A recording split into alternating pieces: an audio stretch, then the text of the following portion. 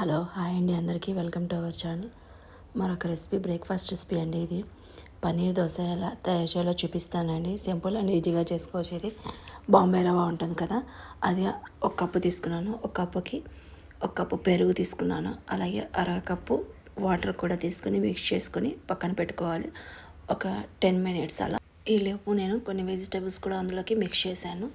చిన్నగా కట్ చేసుకున్న onion, capsicum, అలాగే క్యారెట్ కూడా తురిమి వేసుకున్నాను. అలాగే పన్నీర్ కూడా ఒక 200 గ్రామ్స్ తీసుకున్నాను. తురుముకొని అందులోకి వేసి మిక్స్ చేశాను మొత్తం టోటల్.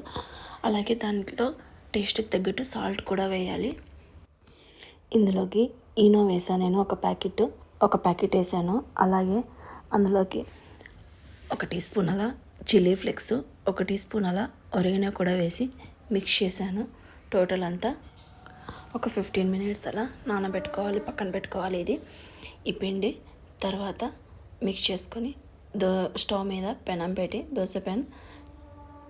దోశలాగా వేసుకోవాలి. సెట్ దోశలాగా వేసుకుంటే కొంచెం బాగుంటాయి, టేస్టీగా ఉంటాయి.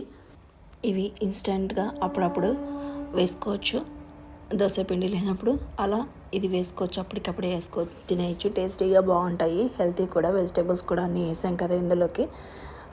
ఇందులోకి చట్నీ కూడా అవసరం లేదు, కానీ టమాటో సాస్ వేసుకొని తింటే టేస్ట్ బాగుంటుంది. ఇంకా నాకు తెలిసి మేమైతే టమాటో సాస్ వేసుకొని తింటాము.